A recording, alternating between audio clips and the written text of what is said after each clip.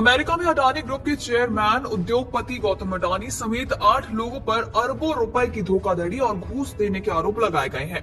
अमेरिकी अभियोजकों का आरोप है कि अडानी समूह ने इस बात को उन अमेरिकी बैंकों और इन्वेस्टर्स से छुपाया जिसने अडानी ग्रुप ने सोलर एनर्जी प्रोजेक्ट के लिए अरबों डॉलर जुटाए थे। तो वहीं अडानी समूह ने आरोपों को निराधार करार दिया है, जबकि भारत सरकार ने इस मामले में अब तक चुप्पी साधी हुई है। तो वहीं इस मामले को लेकर कांग्रेस नेता राहुल गांधी समेत पूरा विपक्ष सरकार पर हमलावर हो गया है।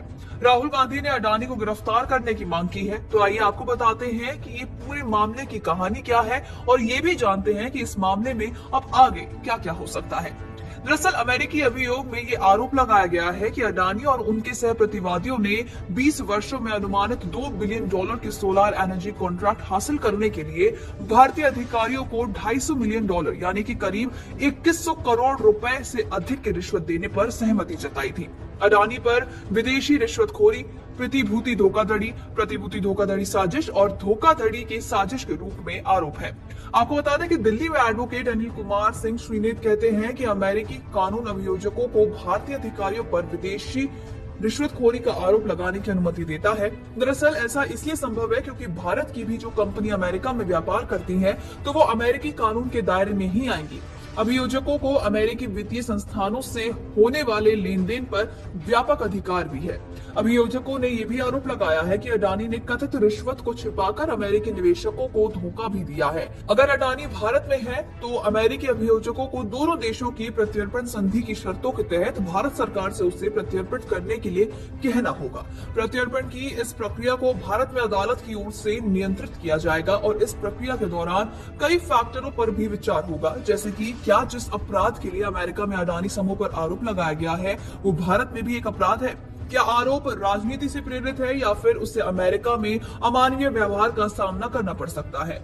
आपको बता दें कि अगर अडानी को अमेरिकी अटार्नी की ओर से प्रत्यर्पण की अपील की जाती है तो वो इसके खिलाफ कानूनी लड़ाई भी लड़ सकते हैं और ये स्पष्ट नहीं है कि इस प्रक्रिया में कितना समय लग सकता है।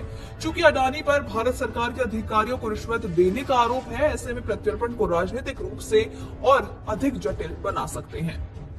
आपको बता दें कि अडानी समूह ने बृहस्पतिवार को ही एक बयान में कहा है कि अमेरिकी अभियोजकों के आरोप निराधार हैं और कंपनी कानून का पालन करने वाला संस्थान है।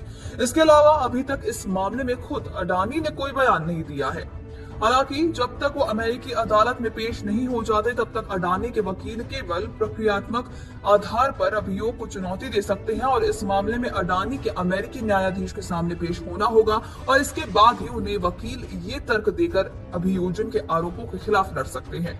उनके वकील जज के सामने ये बता सकते हैं कि आरोप कानूनी रूप से दोषपूर्ण है या इसमें कोई तथ्य नहीं है।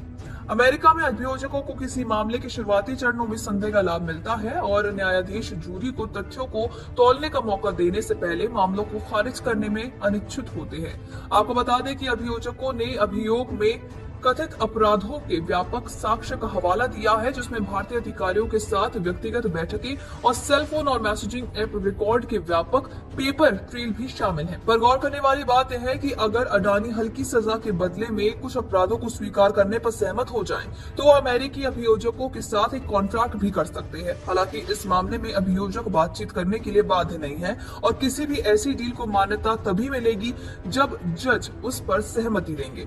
आपको बता दें कि अगर अडानी को इस मामले में दोषी ठहराया जाता है तो सूत्रों के अनुसार उन्हें कई सालों की सजा के साथ साथ आर्थिक दंड का भी सामना करना पड़ सकता है।